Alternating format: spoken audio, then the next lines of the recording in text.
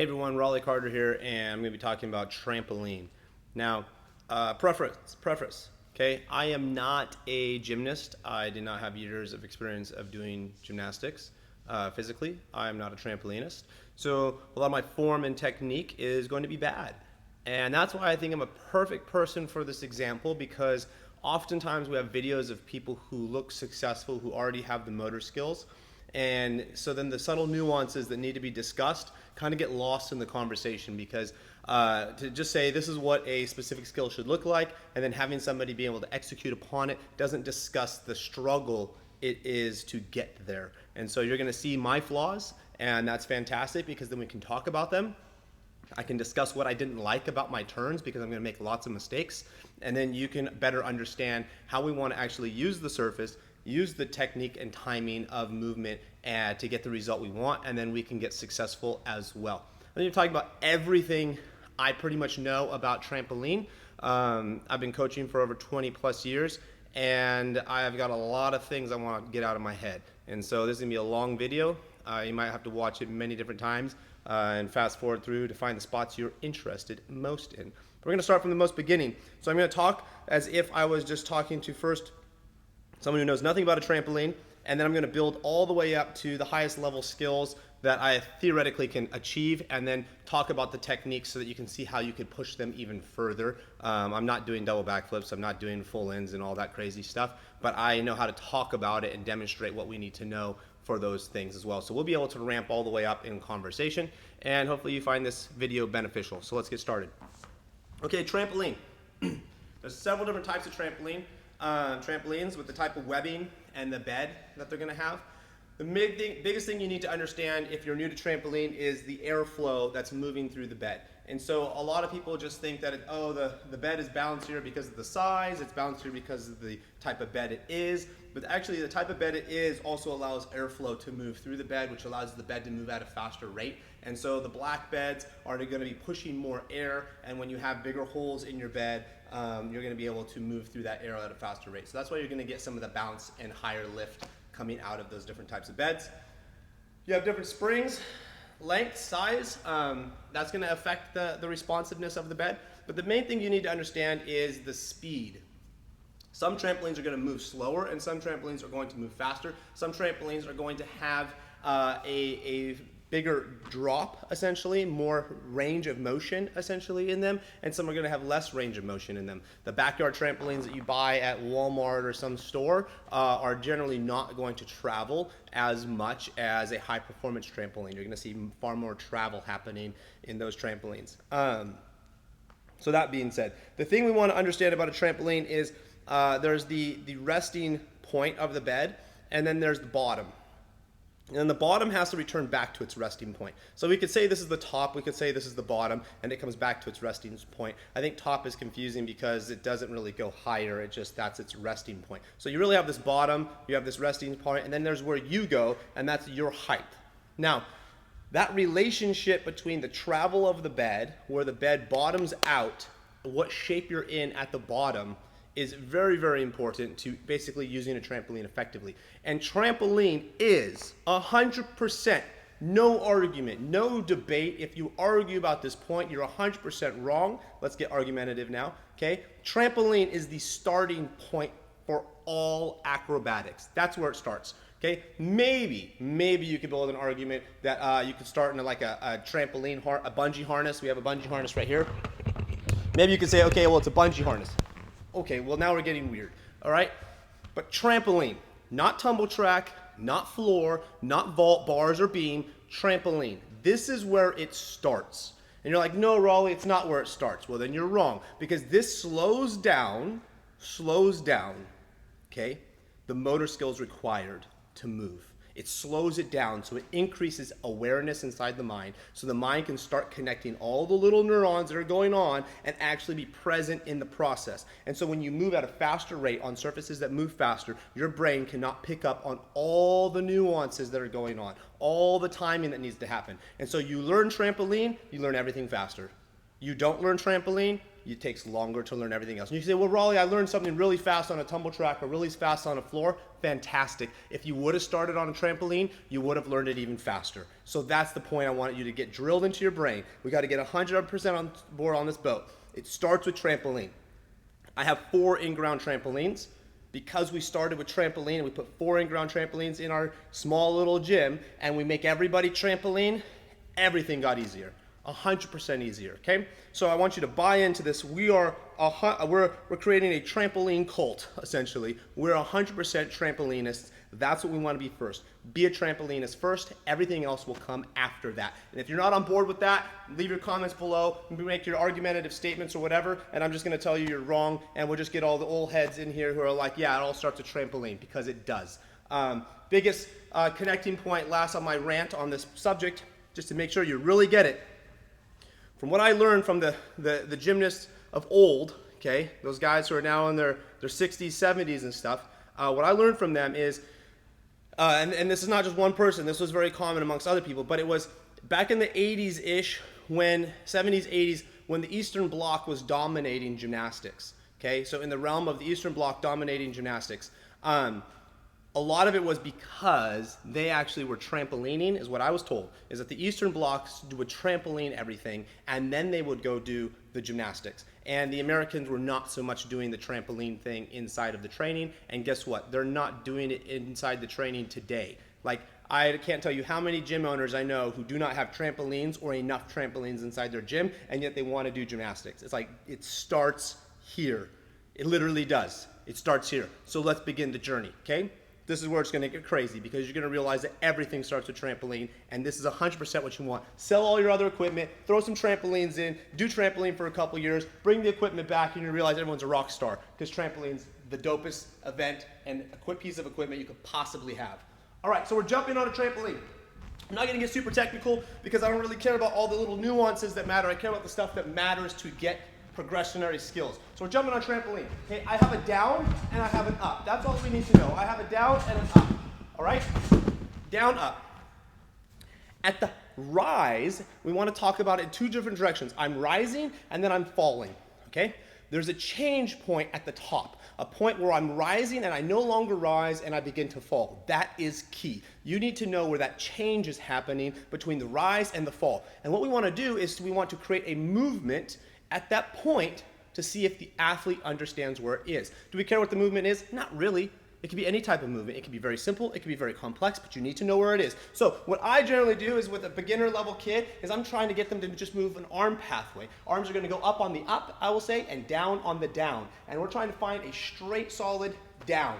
Okay, so as I'm jumping, arms go up on the up, down on the down, up on the up, down on the down. Do I care where my pathway is? Do I care where the pathway is? You can if you want to, but really what matters is that I'm finding straight and I'm not traveling all over the place, and so arms are going to obviously dictate that. If you go up and down from the side, you don't have to worry about arms pulling you forwards or backwards or all this crazy type of arm circling stuff where you're trying to teach a person an arm circle. Just make them flap like a bird. Super simple. But we need to know where that changes. Now, okay, we have the arms up and the down, but this is the problem. With all of gymnastics, the speed of shape change. That's the problem, okay? So, watch. Arms go up, down. My arm change speed, okay, is terrible. I can't do any gymnastics with that. I need to see quick, fast arm shape changes, okay? So what I need to do is I need to go up, down, and you see the difference? It's up, down, and it's pop, pop, okay? Why? Because literally every gymnastic skill you're going to do at max effort with max power is going to require an aggressive shape change at a very specific moment in time.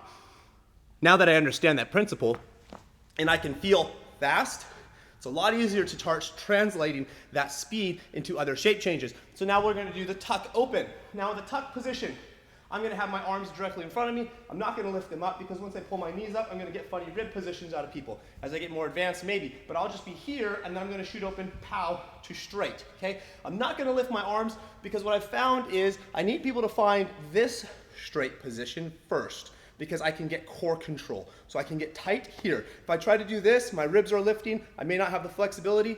No good. So I'm going to do tuck shoot open. So at the height of my jump, now I'm jumping kind of small. because we're in a video. But at the height of my jump, I want to be max jumping, and I want to be boom and straight, boom and straight. And I'm trying to show this fast kick open shape change, okay? So I'm bouncing, I go up on the up, down on the down. And there's that quick shape change. Now, can I do a straddle? Absolutely, you can do a straddle. Do I need to do a straddle? Not necessarily, because our straddle's progressive, not skill driven, no. Are they good for coordination because I have nothing else to do? Absolutely. Can you build an argument for why you should use a straddle? Sure, but you're just gonna waste your breath and your time, okay? Tuck, pike, that's what we care about. So now we go to our pike, open. You can see how when I reached, I was crooked. When I was open, I went to the side. I need to reach more straight out in front of me, reach open. You can see how when I'm opening, my feet are slamming to one side or the other. It's making me go crooked. It means I'm not opening straight. Do you think that's gonna affect my flipping ability? Absolutely it is. So I need to figure out how to reach and open, staying straight. This is a lot better. And now I'm straight in line. Am I fully opening my chest and my hips? No, I'm not, because I'm not confident in my ability to open to a perfectly straight shape, so I'm staying slightly hollow, okay? So now there's a lot of information we can look at to see if a person can flip well. Tuck, pike, why do we care about them? Because a tuck has a closed hip angle and a closed shoulder angle, and a pike is just straightening our legs. It's just lengthening. Everything is coming from this closed and this closed angle, everything. Forwards, backwards, tumbling, everything is coming from that closed angle. So that's what we need to know, okay? We need to understand it. Can I straddle out to the side? Sure. Does straddling out to the side help me front tumble or back tumble?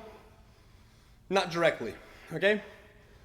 Tuck, pike, open. Okay, but now I need to see coordination. And I was in a I don't even know what I was doing. It was some sort of camp, clinic, something, observing twisting. And I realized twisting proves whether you can be straight. So if I do just a straight exercise where I'm fighting straight, pow, okay? But the kid's all sloppy and loose. So now they're like this, okay? I need to prove to them that they cannot find straight. So how do I do that? Yell at them a million times? Hey, get your legs together. Hey, get tighter. It's not going to get me where I need to be fast enough. So what I found, observing people doing twisting, was like, you know what? Twisting proves to somebody they don't know where straight is. I was like, that's awesome. Twisting proves to somebody they don't know where straight is. So what are we gonna do? We're gonna tuck, quarter, shoot open, and we're going to turn it. So we're gonna go pow, and we're going to turn it.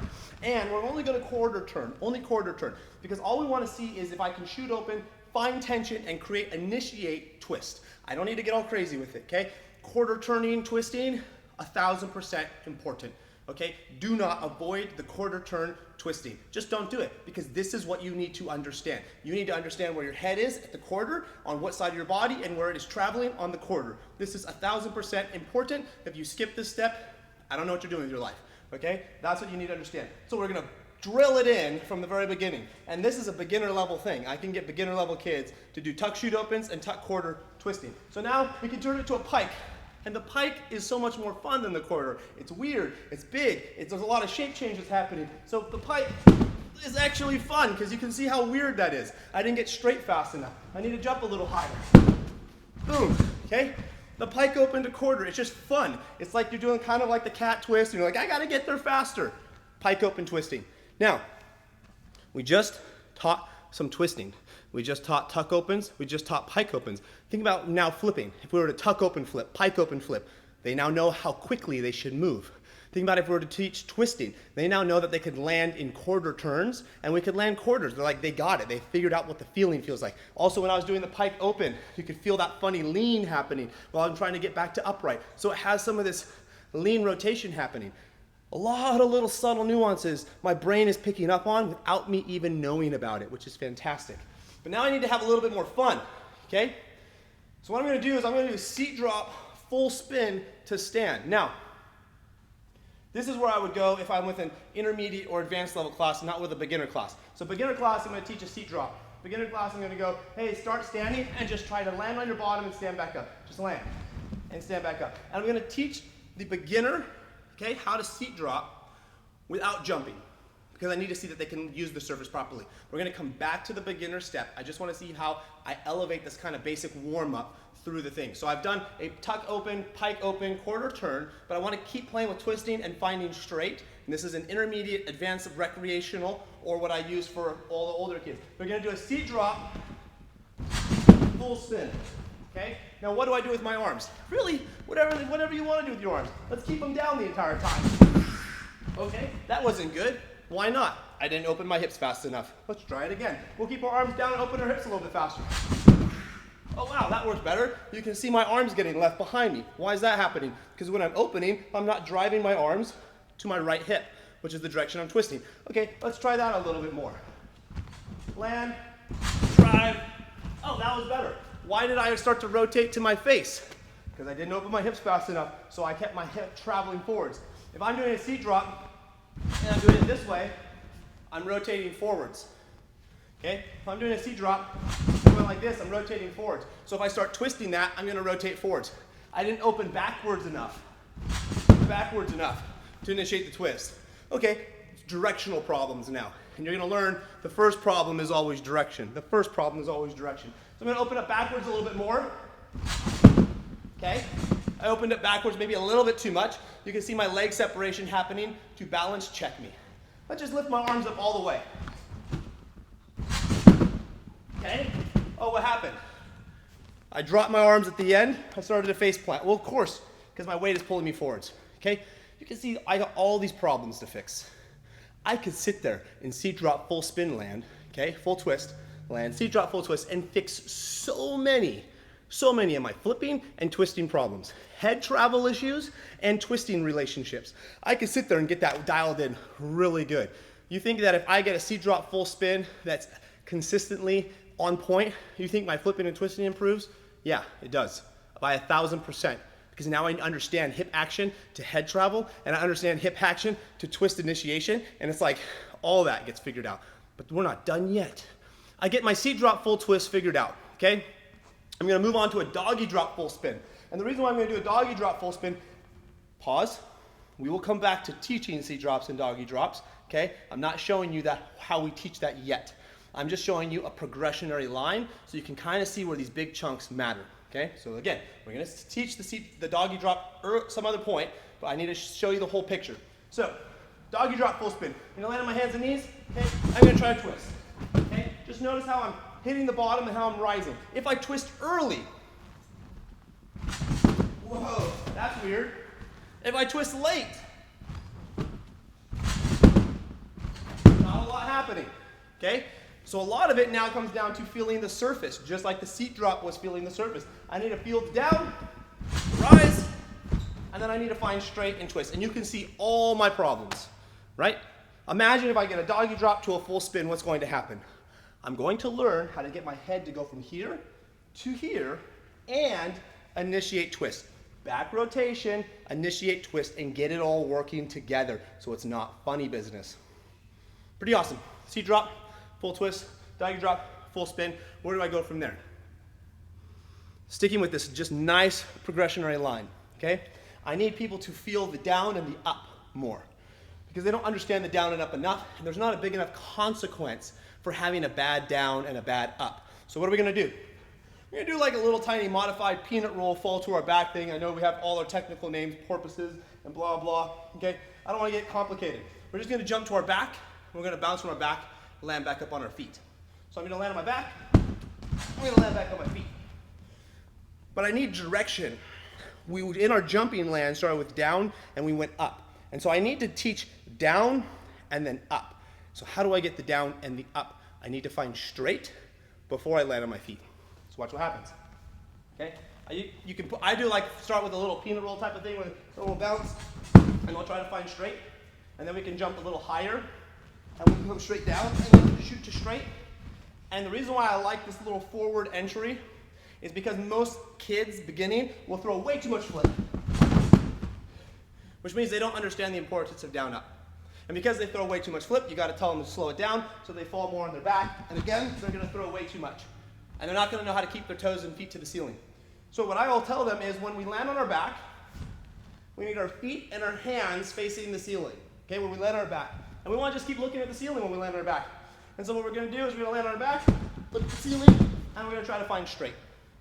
Land on our back, look at the ceiling, try to find straight. Okay? If I can find straight, okay, off of the trampoline. The question then is, where's the direction of my straight? What I want to start doing is getting my toes to lead the up and down more than anything. So I might jump a little higher and get my toes to lead the up and down a little bit more, and you can see that hip action, I'm leading. I'm sitting my chest up too much, right? But this is awesome because now when we start twisting, look at the problem that's going to happen. If I rotate too much,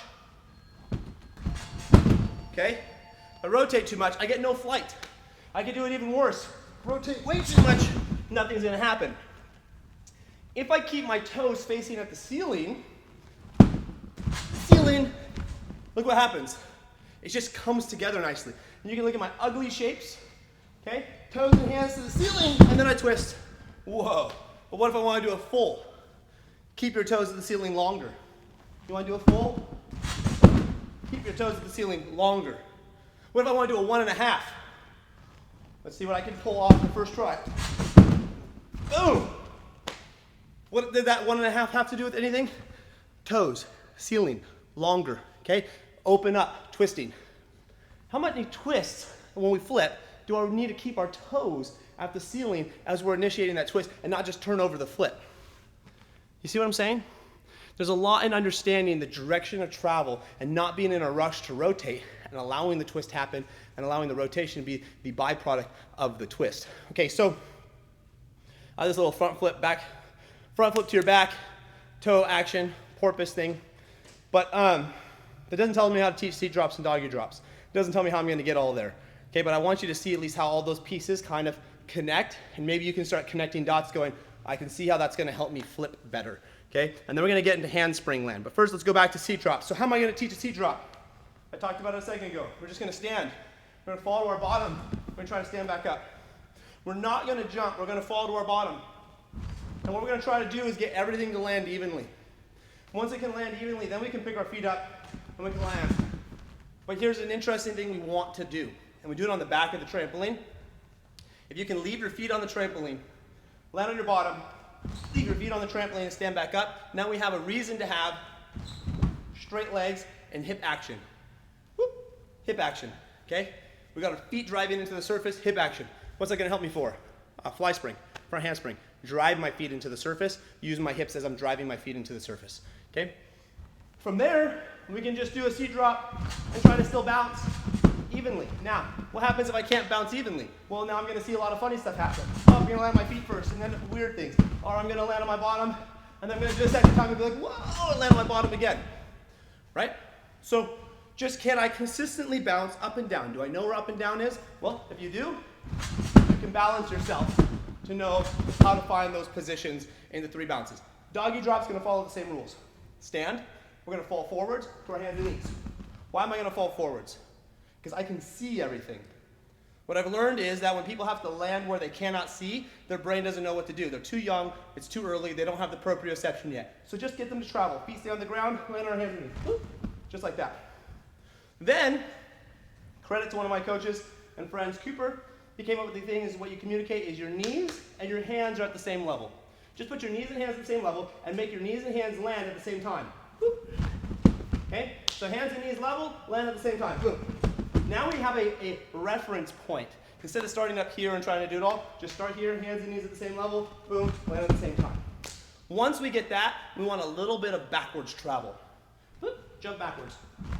Okay? Because really our belly button needs to land where our feet are, and there's a little bit of backwards travel. Once we get comfortable with that backwards travel, you know, we can add the 2 multiples, and then we're getting there. Now, seat drop, doggy drop, follow the same principles as the arm movement. They still need that quick open. So at some point, I need to be able to jump as high as I can, seat drop, and pow, open to my straight position. Or I need to be able to jump as high as I can, and doggy drop, and pow, open to my straight position. Both of them need a fast shape change. Okay? Again, seat drop, closed hip angle. Doggy drop, closed hip angle with shoulders. Okay? So those are 2 important positions, which is our doggy, or our tuck jump, and our pike jump. They both follow the seat and the doggy drop position. They're both closing the hip and shoulders, and then they're opening them. Okay, now I've got some twisting that happened with my little back drop to my feet straight. I got some of quarter turn action that can now happen. Okay, So we learned our seat drop, doggy drop, we got into all our things. Now we can do quarter turn action, right? So that's my little flip quarter turn. Well, same principles. I taught a person a seat drop, quarter turn. I want you to notice my head travel with my feet relationship. How my feet are out here, my head's out here, and they travel and they come into rotation. Same thing with doggy drop. Notice the head and feet travel, and notice how they're this angle. Look at the difference when I get rid of that and I try to do this and I don't create rotation. Or when I do this and I don't create rotation. What my shapes have to do, because I don't want to rotate. When you want to rotate, you open to straight and then you rotate. There's a different feel and a different look to it. When I open to straight and then I rotate, a different feel and a different look. And then notice the same relationship to this. Do you see the same pull happening with that turn and the tilt happening with my body? Okay? They're all related. And that's my point, because now watch what happens when you do this. You see the tilt happening with my body and the opening up? It's at the trigger point. Boom. Now I have it. You can see I'm too rounded. I'm not finding straight enough. Okay, obviously didn't warm up any tuck open straight. But you can see the body falling with the tilt. That fall and that tilt is everything you need to start the twisting process. And it all happened when we did our tuck open, because it creates some of that tilt. Pike open created a little bit more. Seat drop and doggy drop creates more tilt. Little peanut drop porpoise thing creates some more tilt. And then we can start adding front flips in and learn how to open it, and now we get that same timing where we're opening at those 45s and that tilt action is happening on the drop. Okay, so twisting, a little bit of flipping concepts, but where do we want to go with this? I need shape change to open to straight. That's what I need. I need shape change to open to straight. Straight is the key to everything. So we need to open to straight. Okay, so we're going to take some back steps now. Maybe all I'm focused on is my flip ability. Can I flip to straight? That's what we care about. You can start as low as you want to. Put a mat on, kill the bounce. Flip to straight. Okay? What's so fun about this is if you can get it to go higher, you do some fun, silly things. So when you get a person to be really comfortable, flip to straight, you drop the arms, look at the rotation that comes out of that. Okay? I go flip to straight, lift the arms, drop them, whoa! I'm creating rotation. Big to small increases rotation. Huge learning lesson there. You know what you can do with that? You can twist it. Flip to straight, drop, whoa! Weird stuff is happening. We could drop one arm, we'll drop the one arm to make one side of ourselves speed up, which I want my left side to speed up, I believe. Think about the straight. Yep. Okay. Drop one arm, make one side speed up. Flip to straight. Why do we care about flip to straight? There's 3 flips that matter, or progressionary steps. Fly spring, front whip, front layout. Back handspring, back whip, back layout. Okay? We need to know how to shape change into straight, find the energy, shape change out of straight. So, going from this position and opening to a straight position aggressively lets me know that I could fly spring. What do we see often when we teach somebody to fly spring? And I was at a gym, and they teach back handsprings first and then fly springs. I'm just going to put a hard stop on that. You can disagree with me, but I'm a hard-headed person. I'm going to tell you no. Okay, and here's the reason why. You do not teach back handsprings first and then fly springs or front handspring. Fly spring, by the way, take off with feet together. Front handspring, take off with one foot in front, you kick. Okay, so fly spring or bounder. You teach fly springs first because you can max effort a fly spring way before you can max effort a back handspring. It doesn't take a lot to do the fly spring, forwards, energy, max effort. It doesn't take a lot to max effort it. And once you can see a person can max effort the fly spring, you know what their potential effort and energy is. You can clearly see a person's fly spring and see what they are capable of in the back handspring. So when a person can max effort a fly spring, okay, they're going to look like this, relatively, right? And you can see that, and you could go, that person could back handspring. Easy, you go, they shape change well enough to back handspring. But if you saw a person fly spring like this, are you going to look at that and go, that person can shape change well enough to back handspring? No, they can't. And we talked about it earlier at the very beginning, okay? I need a quick arm change because I need an anchor point in my mind that says, I know how to move fast. Then you say, great, you know how to move your arms fast? Move your body fast. You know how to move your body fast, now add flips with moving fast. If I don't fly spring with max effort and energy, then how do I relate how fast I should go in my backhand spring? I don't have a correlation to put into my brain. Can't say, okay, you remember how you move so fast in, there's nothing. There's nothing before back handspring that moves fast enough to really tell me what it's supposed to feel like. And if you're thinking, well, you could move fast in your round off, no. There's not a hip action throw that's happening in the round off well enough to then correlate to the back handspring. A fly spring has the hip action and the heel drive, okay? So we could say that the heel drive of the fly spring, notice how quickly I open my feet, okay? The heel drive of the fly spring, okay, is relationally connected to the hip throw of the back handspring. They're just traveling in two different directions. So they're directly correlated. There's a relationship there, which means you can have people go really slow in a fly spring, okay, like this, bounce, bounce, jump over, slam. And they can hip action at the last second. And when they can hip action at the last second, it's like, can that person throw a back handspring? Absolutely, they can. But what you're going to find is someone's going to do this, and then bounce over and go, and nothing's going to happen. They don't know how to hip action enough. Why don't they know how to hip action enough? Because that person probably cannot, open right out of their seat drop. That person probably has a terrible pike open aggressive shape. And so we can play with teaching that fly spring. The person probably doesn't front tuck open to straight aggressively enough to then make the fly spring happen. Now I'm teaching a fly spring, okay? That's what I'm teaching first. So what am I going to say? I'm going to explain some really key points. This is where I stop the class and I usually make sure that they listen to these very key points, okay? I explain to them that there's a down on the trampoline. Like I'm standing on the trampoline right now and it's sinking down. I explain that. Okay, so the trampoline is sinking down. There's a down.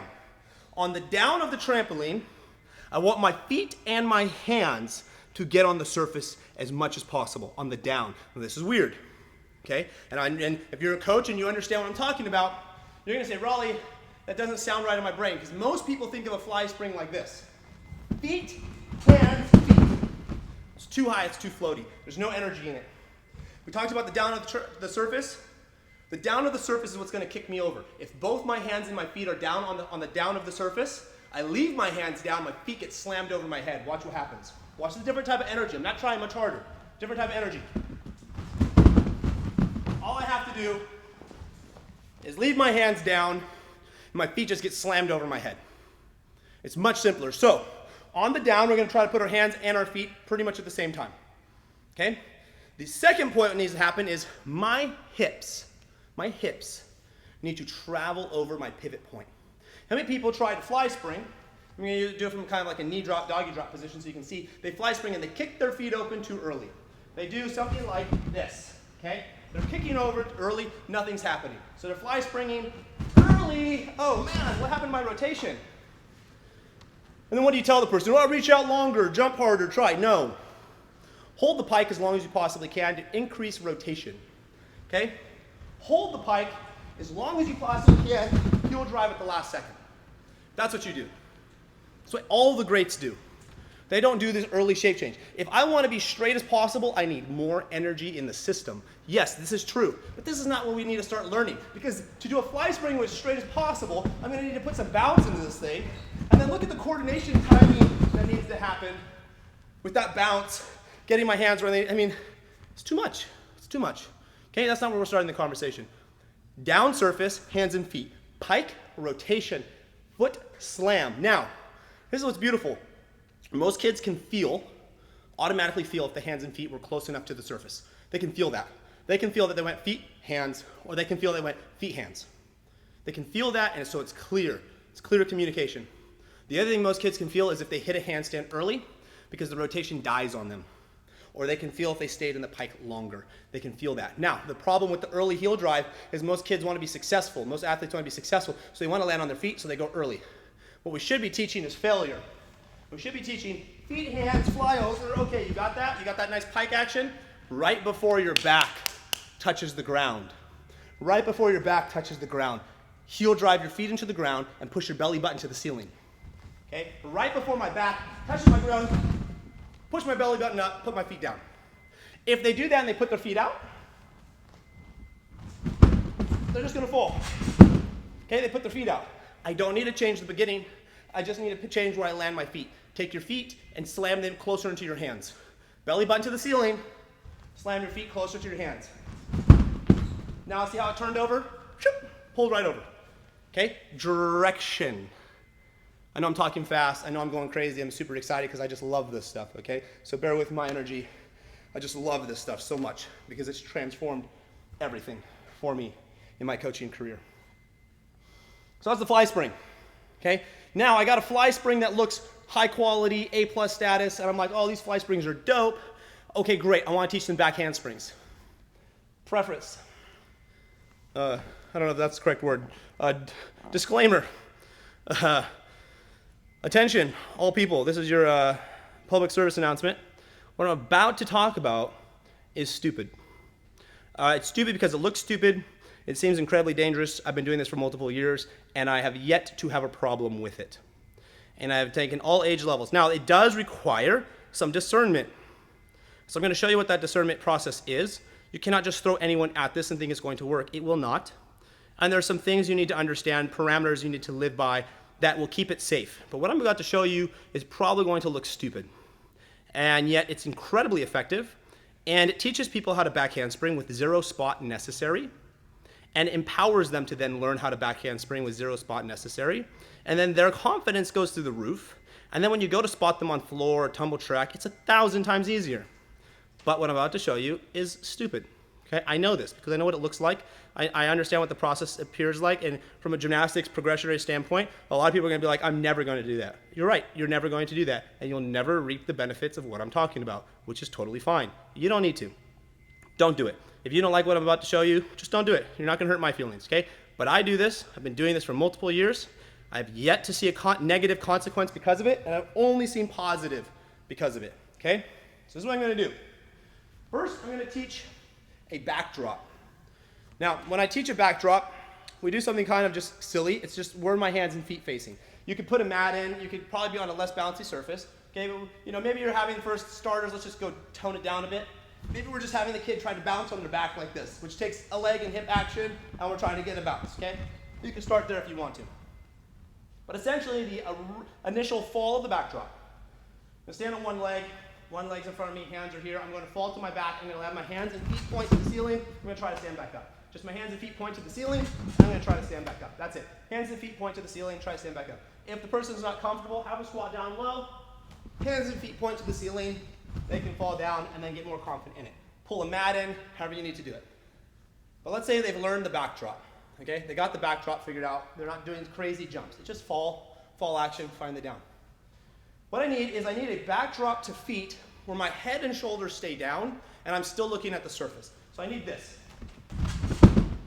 I need the back, okay? Now I lack flexibility, so I can't bend as much, but I need that. And why do I need that? I need that because that's my hip action with my head throw and my shoulder throw on the back handspring. I need that. Then what I also need is I need a backdrop bounce to shoot open to archy handstand. Okay? So now I gotta get here and I'm gonna do feet forwards and hips to the ceiling. And I'm gonna touch. Feet forwards, hips to the ceiling, and touch. Okay? And I wanna fall back to my back and I wanna have hip action, shoulder throw. Now comes the stupid part. Stupidly awesome. This is just ridiculous, okay? I remember the first time I tried this and all my coaching staff was just like, what are we doing? You start seated, subtle nuances, and this teaches you the down and the up, because if you do it wrong, it doesn't work. And so that's why we need to understand trampolines, teach you how to bottom a surface out and how to ride the surface. We're gonna start on our bottom, okay? Mat's behind us. We're gonna have arm circle bounce like this.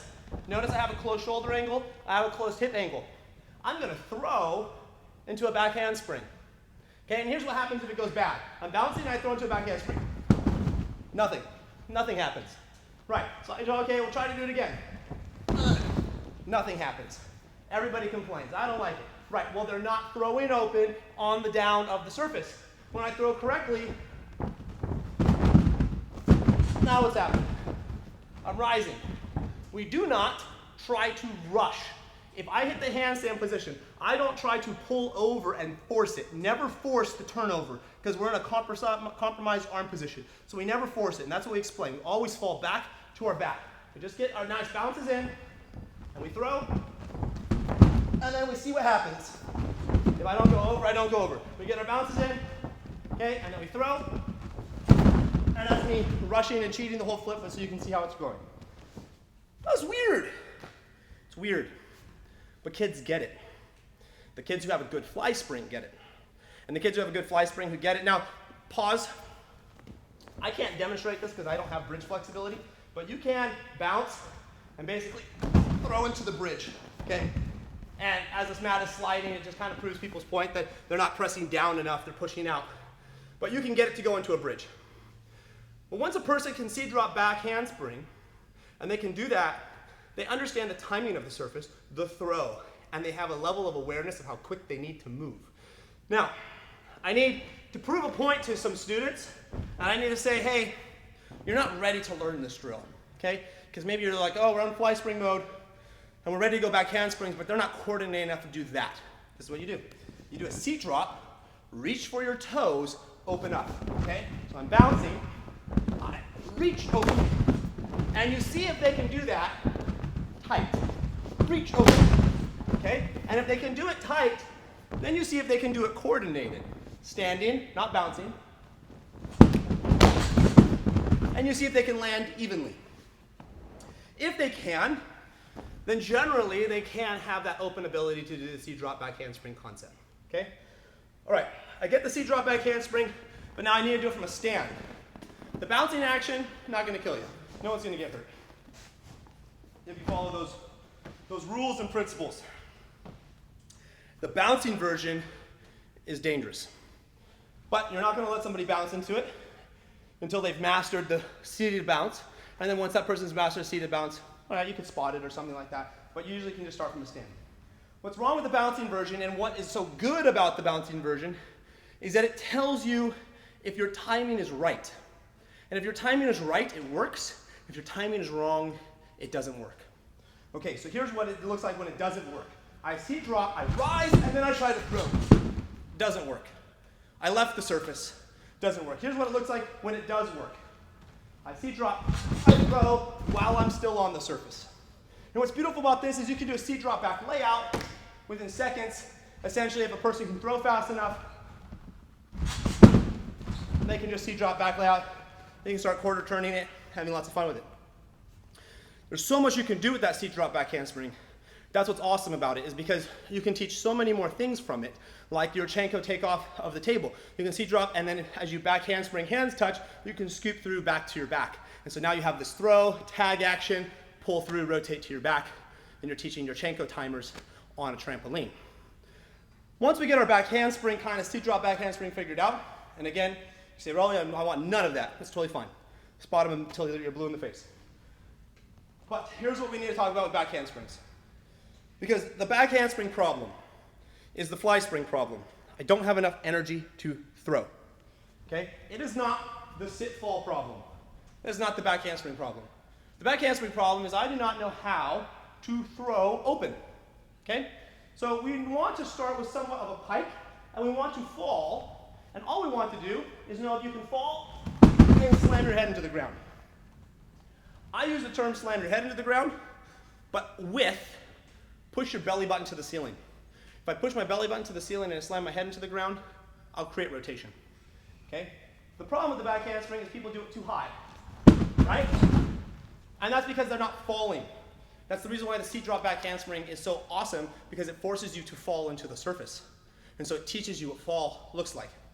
When you get a back handspring, okay, that's falling into the surface, okay, and you're throwing hard enough, and don't overcomplicate it, you guys. It's not about getting longer. It's not about getting smaller. It's about direction of throw. You need to throw your upper body down so your lower half gets pulled over, okay? There's multiple types of back handsprings that matter. So, we get a back handspring. We want to get to a back handspring to push-up position. We want a back handspring to move. Can I stay tight? Okay? We want a back handspring to tight down. We want a back handspring to turn over straight body position. okay? And hopefully you're starting to see how these ending positions start to match all of our tumbling. Pike down, that's your heavy, high-level tumbling, double layouts, twisting action. You're gonna pike down, stand up, twist, throw, whatever it is, double throw. Straight body, turn over, that's your vault table. Straight body to push-up position. That's seeing if I have core control, essentially, all the way through the back handspring. But then we have another problem. The problem with back handsprings or front handsprings is that I'm putting weight on my hands. I don't want to put weight on my hands. If I put weight on my hands, then that means the surface is going to push me off my hands. And that's not going to keep me low into the surface. So what I want to do is I want to do a back handspring or front handspring with bent elbows. No weight on my hands. I want to become weightless and I want to go into the surface. I want to become weightless and go into the surface. I want to become weightless and go into the surface. Because my back whip or front whip is my ability to throw down. Just kidding, right? Just kidding, hands. I'm not putting you on the ground today. My back whip is a back handspring that goes, just kidding. I'm not putting my hands on the ground today. And the question about the front whip or back whip is not, right off the bat, how pretty does it look? It's, do you have enough effort to even do it? And are you moving in the right direction? Because if my back whip goes up too high, it's now a back layout. If my front whip goes down too low, it's now a fly spring or a head spring, essentially, right? And so I need to be moving in the right direction. I need to be able to have the energy to do it. But how do I know? You do a handspring with no weight on your hands. And the trampoline allows you to generate enough energy to do that. What I love about the trampoline then is we get into whipping. I'm a person who hates back tumbling. I'm not confident in it. Again, I was never a gymnast.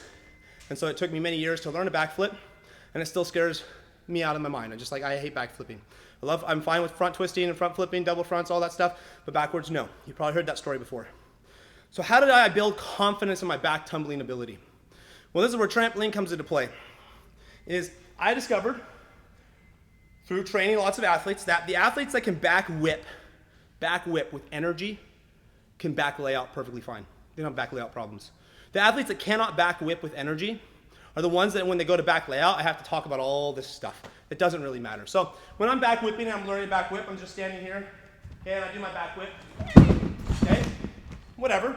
It's not at max energy as if I were to round off back handspring, boom, right? It's not at max energy, okay? It might be the max that I can throw right there, but it's not max. So the trampoline allows me to bounce, create more energy in the system, and then when I land, throw.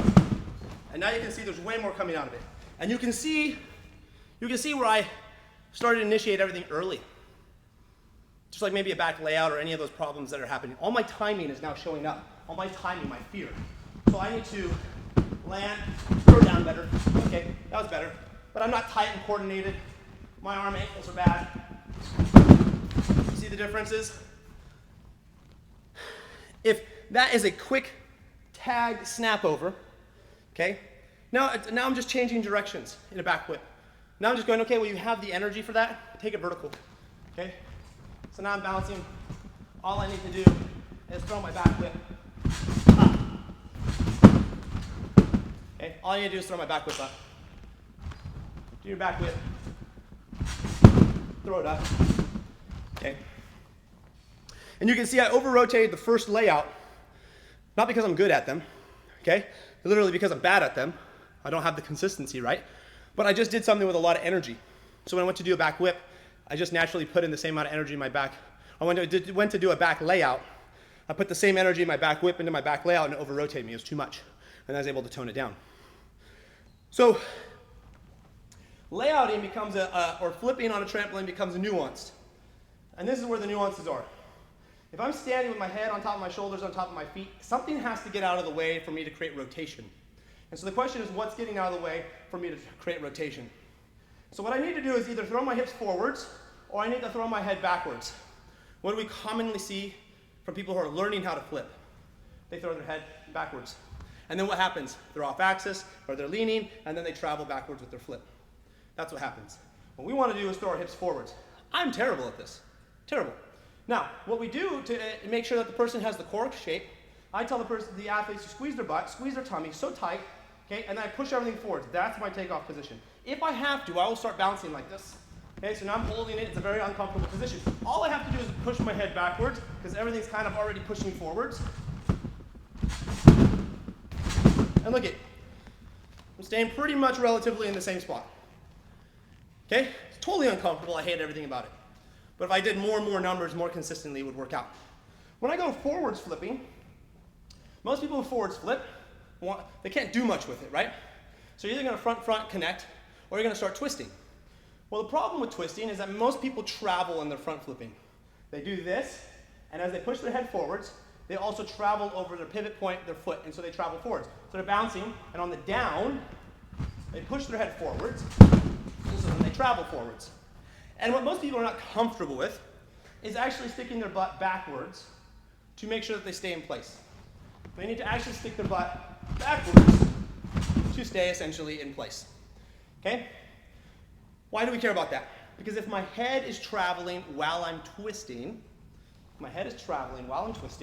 let's figure this out. Sounds scary. Okay, you can see my head is sending me out of the picture. Okay? If my head is traveling while I'm twisting, notice what my head's doing. Okay, I'm not going to continue twisting that. I'm going to have to connect it into something or face plant.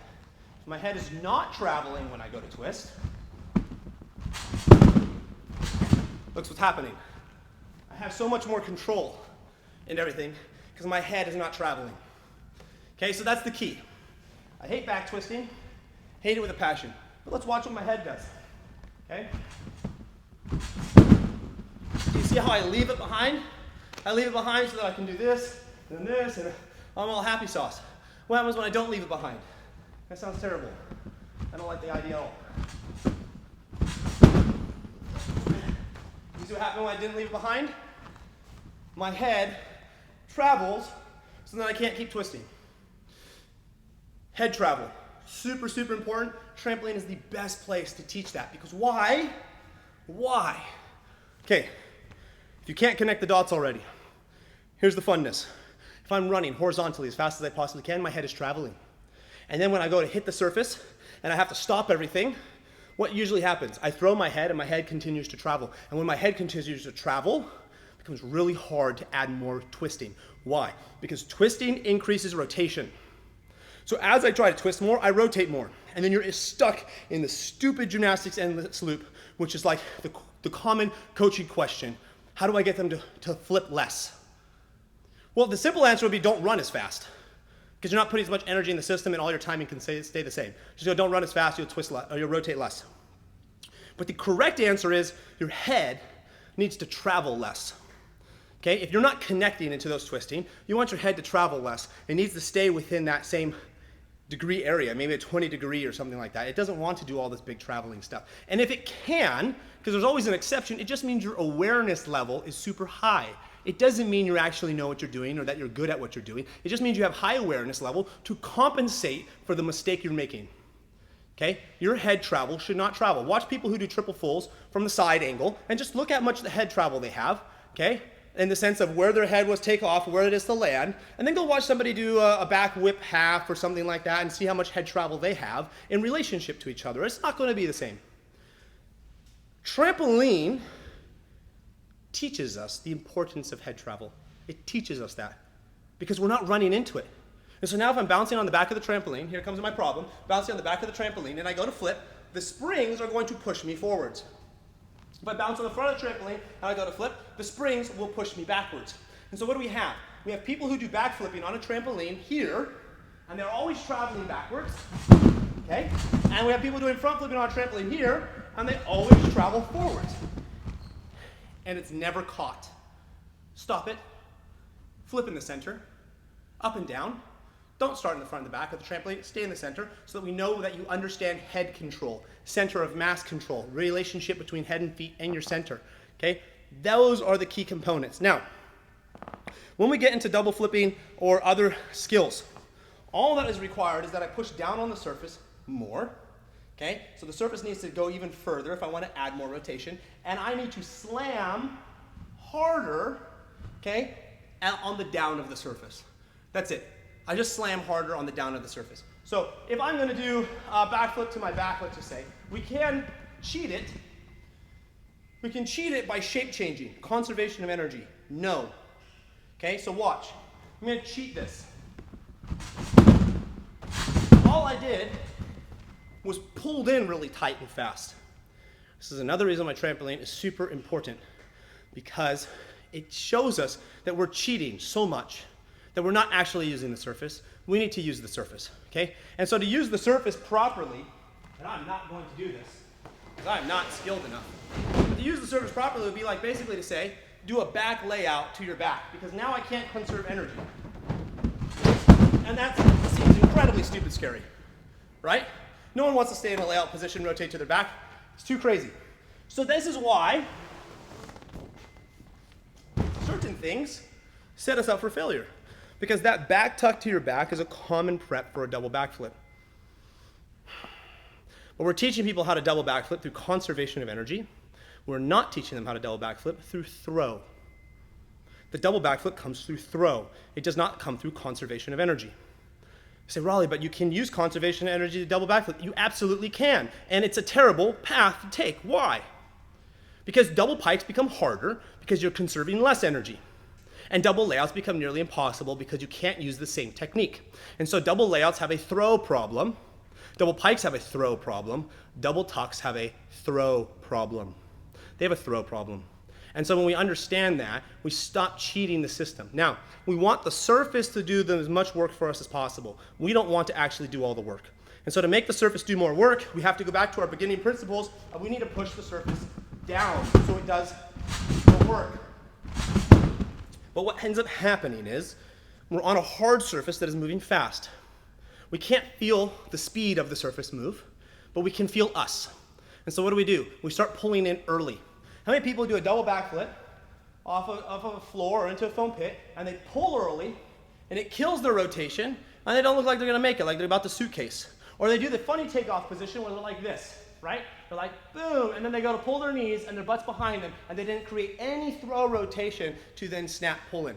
They don't have a correct throw.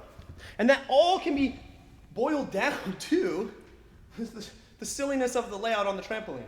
This silliness of the layout on the trampoline. That, opening up, getting your hips moving forwards, your head out of the way. That, then snapping. That can all get figured out there. So our double back problems or double layout problems, a lot of it just comes down to not knowing how to use the surface properly, not being in the correct shape at the right time, and not knowing how to max effort or energy to make rotation happen, but instead we are shape changing. This is the reason why the seat drop back layout, let's go back to that, seat drop back layout, is such a cool thing.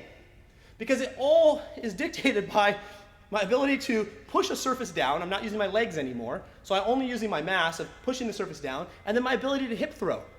It's like that's such a great thing for double layouts and anything that has a can you feel the surface and can you hip action on the surface. Layout flyaways.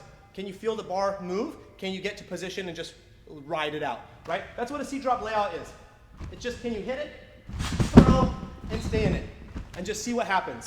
I can't cheat a lot of it. It's super weird and sketch, and people can do it way better than me, but you can see that there is a travel because the way the body is moving. You're not going to do that one in place. Okay, horizontals. This is where twisting needs to happen. So let's talk about twisting, okay?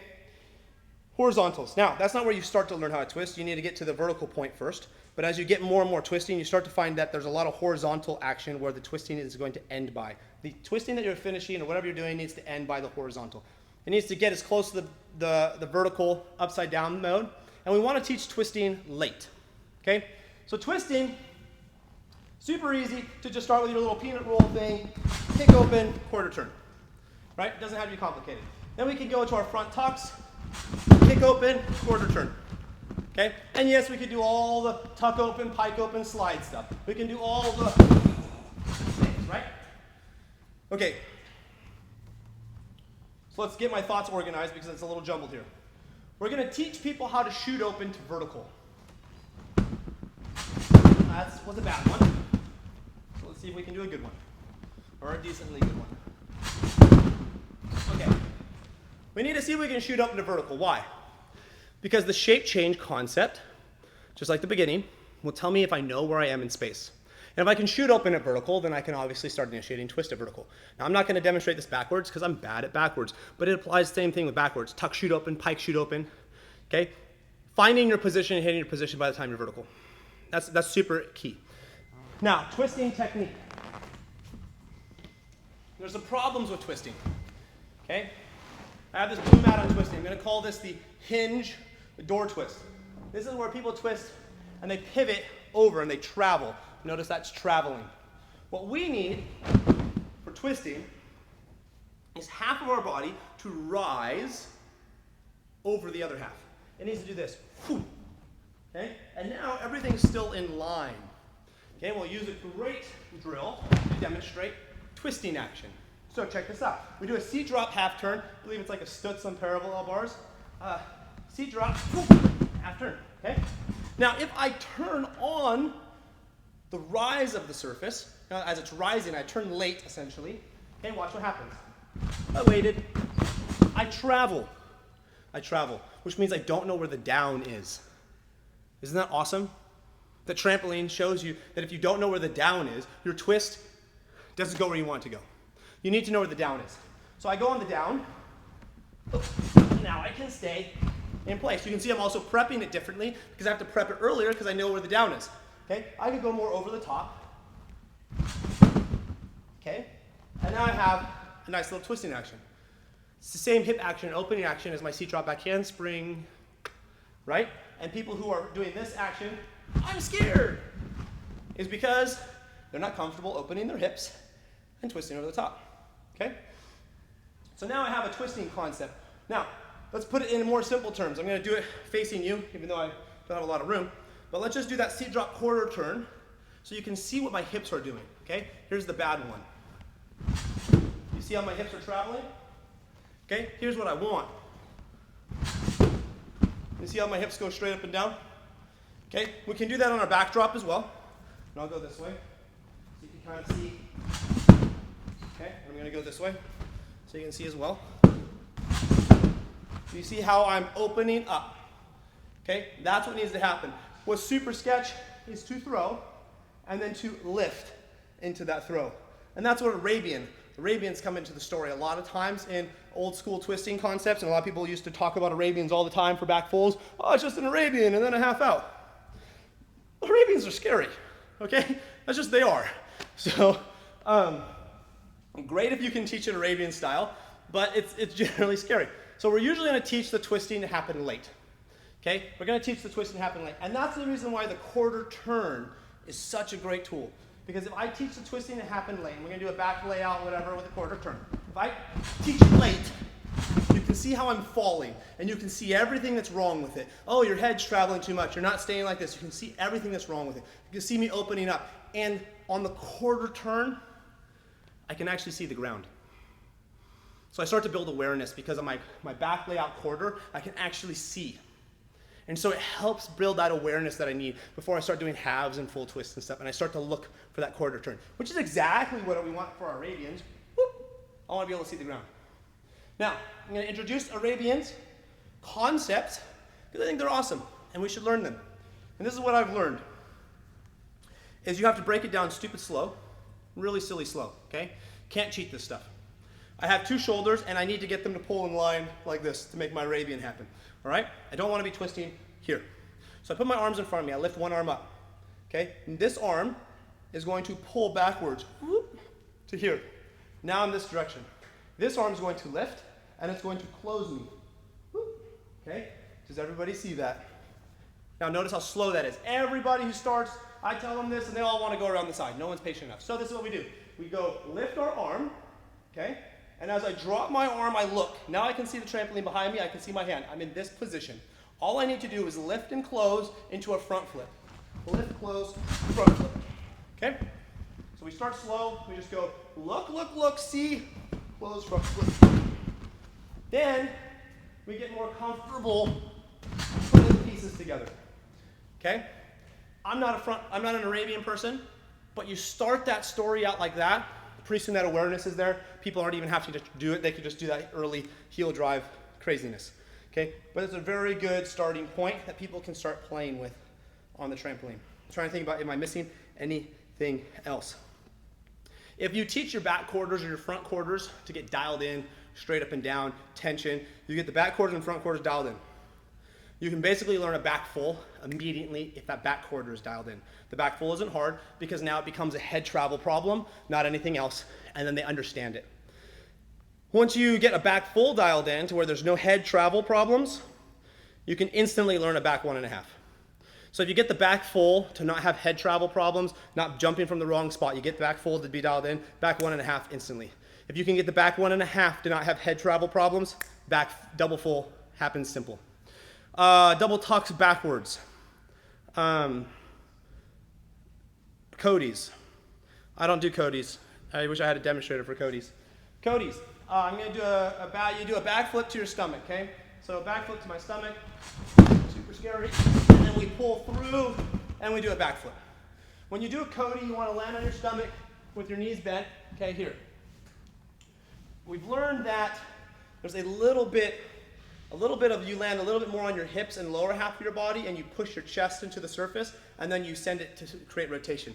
So you don't actually want to land chest first and then knees. You actually want to land hips and then let your chest push down so you can push back into it. And I'm just going to show you that again. It's more that. So if you go really slow step action, pause the video, go back to that moment, step action it. Notice my hips will hit, I'll duck my face in, and then I'll push it back to create rotation. Cody's are super easy to spot. I don't have an example, but if the person is laying here, their head is at this side, their feet are here, you basically reach over with your right arm if you're standing, and they're going to rotate backwards, head here, feet here. You reach over, okay, and they're going to come up into your arm. And all you do is you just pick them up.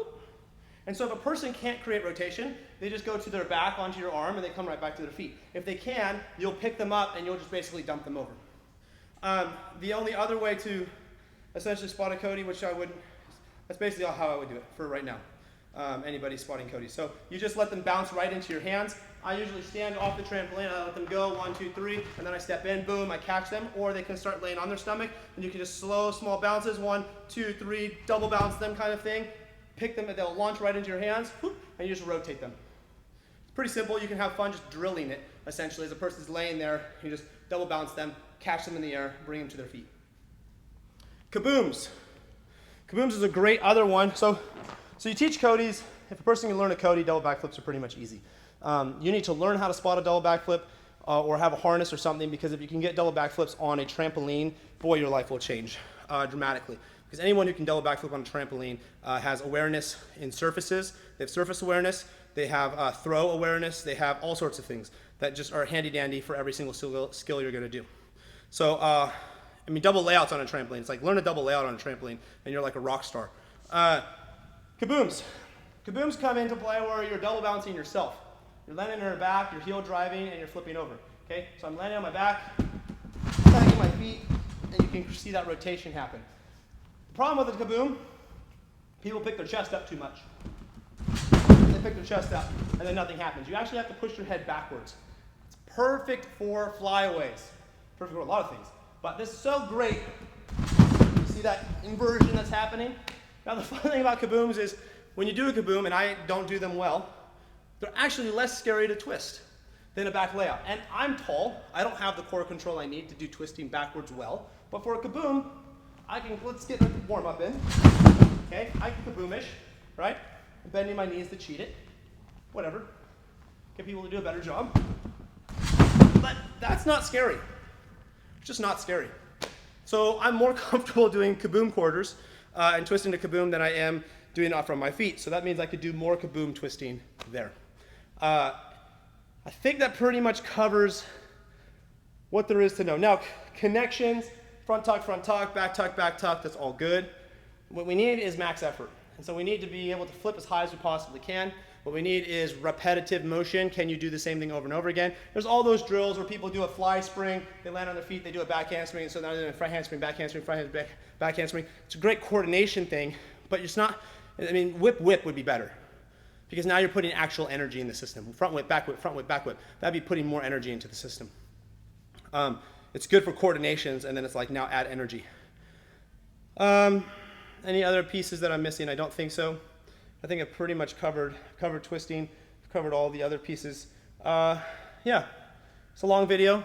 If you like what I had to say, great. If you didn't, it's okay. I still like you.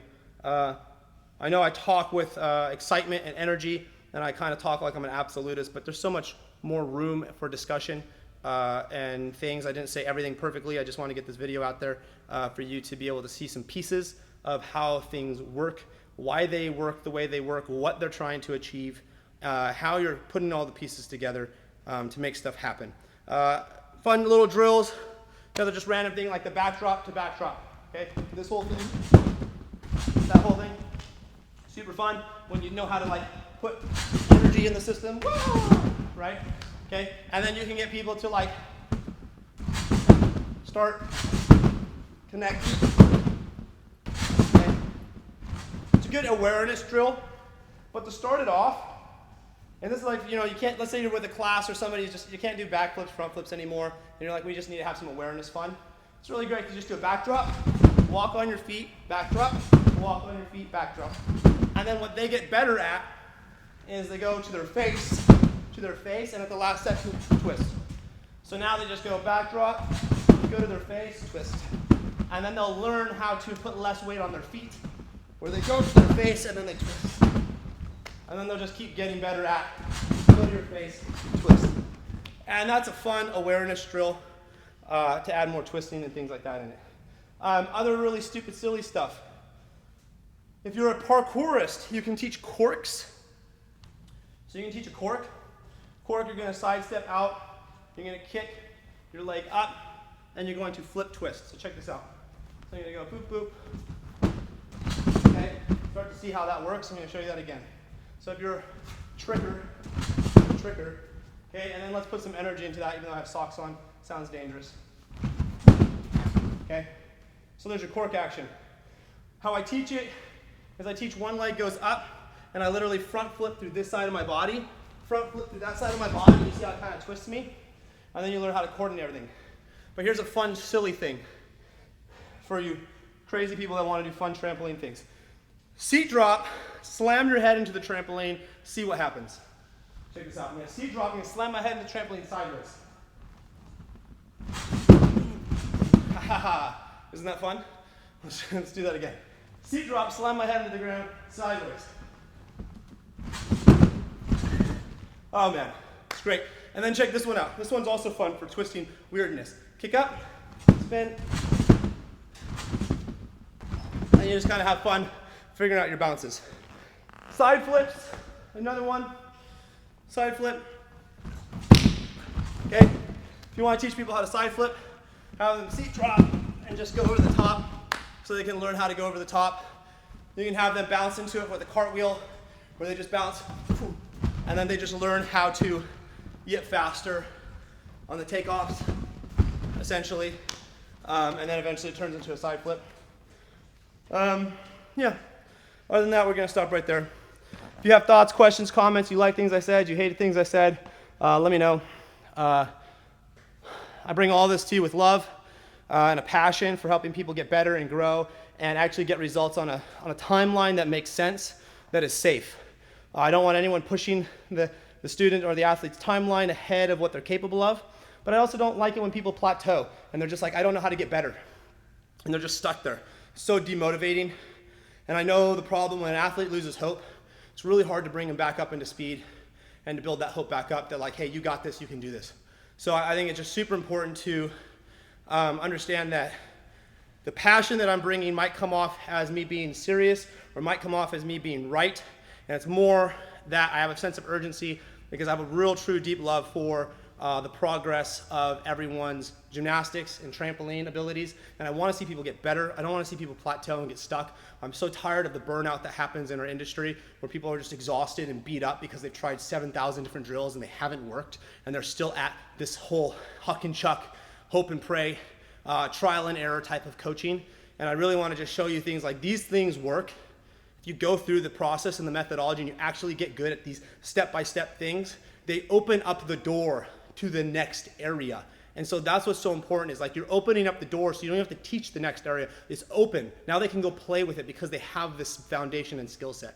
So I don't say anything to try to offend or to insult how far you've come in your journey.